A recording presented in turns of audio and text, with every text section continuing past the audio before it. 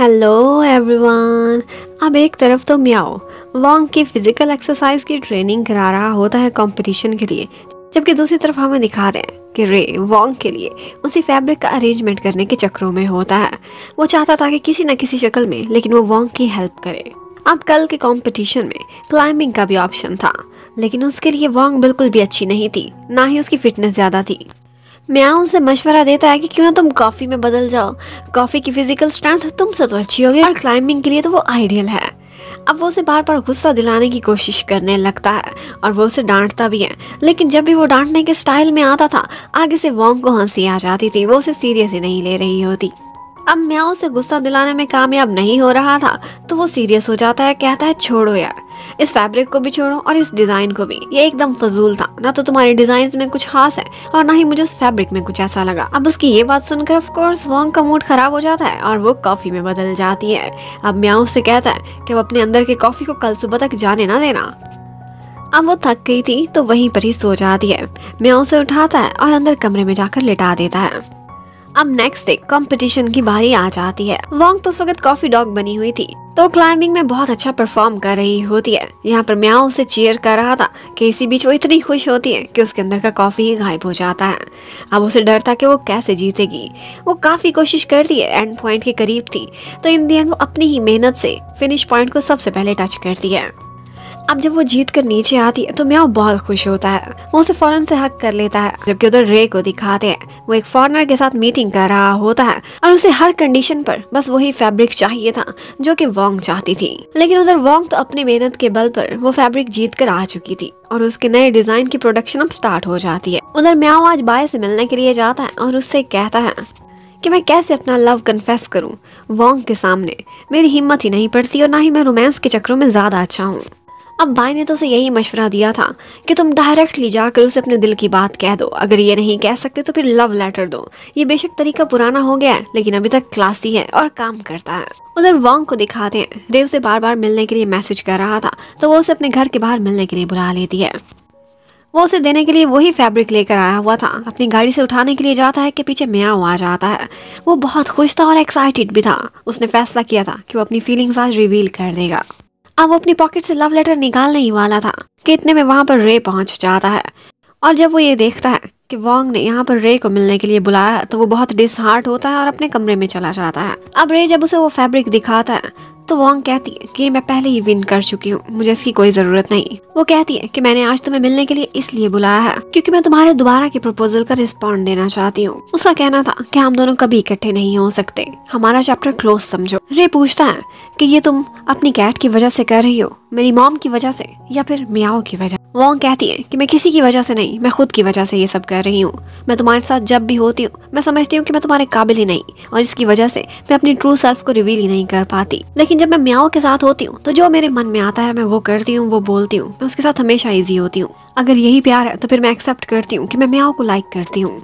अब रे कहता है कि मैं तुम्हारे डिसीजन की रिस्पेक्ट करता हूँ और उससे कहता है कि अब मैं तुम्हारा फ्रेंड भी नहीं, मैं एक स्ट्रेंजर बनना चाहता हूँ क्योंकि मैं अपनी कोई बुरी यादें भी नहीं तुम्हारे सामने छोड़ना चाहता। और जाते जाते उसे हग भी करता है गुड बाय करने के लिए। अब वो घर जाकर बहुत ज्यादा डिसहार्ट हुआ था। उसकी मम्मी वहाँ पर आती है और कहती है कि तुम ऐसे ही किसी रैंडमली लड़की के पीछे क्यों रो रहे हो, वो तुम्हारे काबिल ही नहीं थी। पर रे का कहना था कि आप हमेशा से मेरी लाइफ को हैंडल करती आई हैं, मैं क्या काम करूंगा, किस स्कूल में पढ़ूंगा, सब कुछ आपने डिसाइड किया, लेकिन एटलीस्ट मुझे अपनी लाइफ पार्टनर तो खुद चूज करने देती। उसकी मम्मी कभी उसे ड्रिंक भी नहीं करने देती थी, लेकिन आज वो अपनी मम्मी के सामने बागी हो जाता है और उनके सामने खड़े खड़े एक ड्रिंक पी जाता है। वॉन्ग जब घर में वापस आती है तो देखती है कि म्याओ बहुत अपसेट है। वो उससे पूछती है तुम क्या बात करना चाहते थे, लेकिन म्याओ फुल ऑन अपनी जेलसी दिखाता है और कहता है कि तुम रे से मिलो, वही तुम्हारे काबिल है, वही बहुत अच्छा है। उसके इटालियन रेस्टोरेंट पर खाना खाने भी जाया करो, बल्कि उसकी खातिर इटालियन बोलना भी सीखो, जो मन में आता है करो। ये सब जेलसी देख देख कर वॉन्ग को बहुत खुशी होती है। वो कहती है मैंने तो उसे रिफ्यूज करने के लिए बुलाया था। अब ये सुनकर म्याओ बहुत रिलीव्ड फील करता है, लेकिन वो ये नहीं बता पाता कि उसने क्या सोचा था और वो क्या कहने के लिए आया था। लेकिन यहाँ पर पड़ा हुआ उसका लव लेटर वॉन्ग देख लेती है जिस पर उसने आई लव यू लिखा हुआ था। अब वो उसे कोई जवाब दे पाती उससे पहले ही पता चलता है कि सान और बाई की आपस में लड़ाई हो गई है। अब वो दोनों जाते हैं उनका केस सुनने के लिए और इन दी एंड उनकी लड़ाई के बीच बीच ही उनकी सुलह हो जाती है, उनको पता भी नहीं चलता। अब यहाँ पर एक दफ़ा वोंग साइड पर जाती है तो सान सान म्याओ को कहती है कि तुम्हारा स्कार्फ बहुत अच्छा है। म्याओ कहता है कि क्या अब तुम ये वापस लेना चाहती हो, पहले तो तुम्हें पसंद नहीं आया था, वोंग ने तुम्हारे लिए बनाया था। तो सान सान को समझ आती है कि उसने मेरा बहाना बनाया है और वो उसे साफ साफ बता देती है कि एक्चुअली उसने तुम्हारे लिए निट किया होगा और तुम्हें देने की हिम्मत नहीं हो रही थी। और ये भी बोलती है कि तुम दोनों बॉयज बहुत इनोसेंट और बहुत सीधे साधे हो, क्या तुम इतना भी नहीं समझ सकते कि वोंग तुम्हें लाइक करती है। अब वहाँ से वापस जाते हुए वोंग म्याओ को वही लेटर दिखाती है और कहती है क्या ये तुमने मेरे लिए लिखा था। अब म्याओ को समझ भी नहीं आ रही थी, वो उसे जवाब देते हुए हकलाने लगता है। अब उससे बोला भी नहीं जा रहा था तो वोंग आगे बढ़ती है और उससे किस कर लेती है और फिर उससे कहती है कि म्याओ मैं भी तुमसे बहुत प्यार करती हूँ। अब वो दोनों ऑफ कोर्स कपल तो बन चुके थे। अब वो यही बात जाकर सान सान से अनाउंस करना चाहती थी, लेकिन वो इतनी बिजी थी अपने कैफे में कि उसकी बात सुन भी नहीं पाती। वो वापस आती है और म्याओ को यही बताती है कि मैं उसे बता भी नहीं पाई। अब वो दोनों बहुत बेचैन थे अपना यही रिलेशनशिप पब्लिक करने के लिए। वो सोचते हैं कि क्यों ना हम अपने एनिमल्स वाले ग्रुप में जाकर ये सब कुछ अनाउंस कर दें, लेकिन वो ग्रुप खोलते ही आगे इतनी सारी चैटिंग चल रही थी आपस में कि वो दोनों डिसअपॉइंट होकर वो भी बंद कर देते हैं। अब शाम को वो लोग वॉक करने के बाद पार्क में बैठे हुए होते हैं। म्याओ सोचता है कि कल इसने लड़की होकर पहले स्टेप लिया था, इनिशिएटिव उसने लिया, तो आई थिंक प्रोग्रेस मुझे करनी चाहिए। अब वो बहुत हिम्मत करके उसका हाथ पकड़ता है और उसके बाद उसे किस करने ही वाला था कि इतने में उनका फोन बज जाता है और उनको पता चलता है कि नई प्रोडक्ट जो उन्होंने डिज़ाइन की है वो आजकल मार्केट में नंबर 1 पर जा रही है। इवन के वॉलनट का डिज़ाइन भी उससे पीछे रह गया है। अब इसी खुशी को सेलिब्रेट करते हुए वो किस करने लगते ही है कि दोबारा से एक और कॉल आ जाती है और वो कॉल थी केन की। वो बताता है कि बाकी दोनों कोलीग्स एक इश्यू को लेकर आपस में आर्ग्यू कर रहे हैं, प्लीज इनको सेटल डाउन कराया जाए। अब म्याओ उन दोनों की किसी तरह से सुलह कराता है और एक एग्रीमेंट उनके बीच करा देता है। अब अपने सारे प्रॉब्लम सॉल्व करने के बाद वो दोबारा से उसे किस करना चाहता था कि अब की दफ़ा उसे ख्याल आता है कि हम दोनों को फ़ोन ही ऑफ कर देने चाहिए और फिर उसके बाद वो फ़ोन ऑफ करके एक दूसरे को किस करते हैं। अब उनका नया ब्रांड फ्लफी काफ़ी अच्छा जा रहा था तो वो लोग अपनी पूरी टीम के साथ टीम बिल्डिंग एक्सरसाइजेस पर जाते हैं। यहाँ पर उन्होंने फैसला किया था कि हम दोनों अपना रिलेशनशिप सीक्रेट नहीं रखेंगे बल्कि सबसे पहले अपने कोलीग्स के सामने ही रिवील कर देते हैं। अब यहाँ पर सारों के बीच इमोशंस को और रिलेशनशिप्स को लेकर बातें हो रही होती हैं। कैन सोचता है कि काश हमारे ऑफिस में भी एक कपल होता, लेकिन ये तो पॉसिबल ही नहीं है। यहाँ पर म्याओ हिम्मत करके कहता है कि मेरे और वोंग के बारे में आप लोगों का क्या ख्याल है। कैन कहता है आप लोग दिखने में तो अच्छे लगते हो लेकिन हर वक्त लड़ते रहते हो, बिल्कुल ऑपोजिट मिजाज हैं आप दोनों के, डिफरेंट टेस्ट हैं, आप लोगों का कपल होना तो पॉसिबल ही नहीं है और ना ही हम इस तरह का कभी सोचते हैं। अब म्याओ को ये सुनकर बड़ा गुस्सा आता है और वो अपने बॉस स्टाइल में वापस आ जाता है और उनको ऑर्डर करता है कि इस बार का पूरा राउंड लगा कर आओ और खुद भी वो वोंग के साथ एक्सरसाइजेस करने लगता है। अब उन्होंने वहीं पर ही कैंप भी लगाए हुए थे। शाम को वो लोग ड्रिंक करते हुए काफी इंजॉय करते हैं और ट्रूथ एंड डेयर भी खेलने लगते हैं। यहाँ पर वो सारे लोग बहुत कैजुअल स्टाइल में बैठे हुए थे, बिल्कुल फ्रेंड्स की तरह काफी इंजॉय करते हैं। वोंग जब अपनी पर्ची उठाती है तो उस पर लिखा हुआ था ट्रूथ और क्वेश्चन ये था कि उसने लास्ट टाइम किस कहाँ की है। अब वो बताती है कि मैंने अपने घर पर ही की है। अब उसके सारे फ्रेंड्स हंसने लगते हैं। ये नहीं सोचते कि म्याओ से की होगी बल्कि कहते हैं तुमने यकीनन अपने कैट को की होगी। अब इसके बाद जब म्याओ की बारी आती है तो वैसे एक्टिंग करता है कि जैसे उसकी पर्ची पर डेयर लिखा हुआ था और उसे अपना लव कन्फेस करना है। वो वोंग को बुलाता है, बहुत रोमांटिक स्टाइल में उसकी आंखों में आंखें डाल के कहता है आई लव यू वोंग। अपनी तरफ से तो वो सबके सामने अनाउंस कर रहा था लेकिन सारे हंसने लगते हैं और कहते हैं लगता है कि मिस्टर म्याओ की पर्ची पर एक मजाक करने को कहा गया था, बड़ा सीरियस मजाक करते हैं आप। और फिर बस मजाक ही मजाक में सारे ही एक दूसरे को आई लव यू बोलने लगते हैं। अब वो सारे थक हार के सो गए थे, म्याओ और वोंग ही रह जाते हैं। वो सोचते हैं कि अब हम किस तरह से अनाउंस करें। अब उन दोनों ने यही फैसला किया था कि एक सेल्फी बनाकर स्टेटस पर लगाते हैं और बताते हैं कि हम कपल हैं। अब वो दोनों ऐसा ही करते हैं और फिर उसके बाद हमें दिखाते हैं। अब वो तीनों जब सुबह उठते हैं तो गर्ल्स कैन को डांटती हैं कि ये तो गर्ल्स का टेंट था, तुम यहाँ क्या कर रहे हो।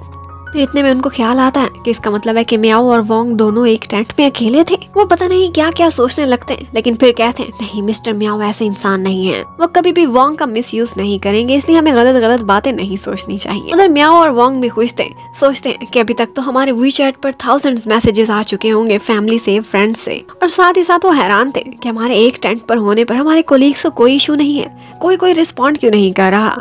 इतने में वो अपना फोन उठा कर देखते हैं तो पता चलता है कि कल रात को सिग्नल ही नहीं थे जिसकी वजह से उनका स्टेटस अपलोड ही नहीं हुआ था।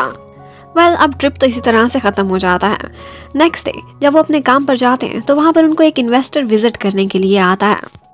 वो यही कहता है कि मैंने बहुत सी ऐसी कंपनीज देखी हैं जो कपल्स बनाते हैं, लेकिन जब उनका आपस में ब्रेकअप होता है तो क्या होता है, इन्वेस्टर को ही नुकसान होता है। तो यहाँ पर वो सोचते हैं कि अभी हम अपना रिलेशन सीक्रेट ही रख लेते हैं, वरना ये ना हो कि एक ही इन्वेस्टर आया वो भी भाग जाएगा। अब म्याओ और वोंग घर जाकर दोनों इसी बारे में आर्ग्यू कर रहे होते हैं और फाइनली उन्होंने यही डिसाइड किया था कि वो दोनों अपना रिलेशनशिप सीक्रेट रखेंगे, किसी को भी नहीं बताएंगे जब तक कि उनका नया ब्रांड सक्सेसफुल नहीं हो जाता।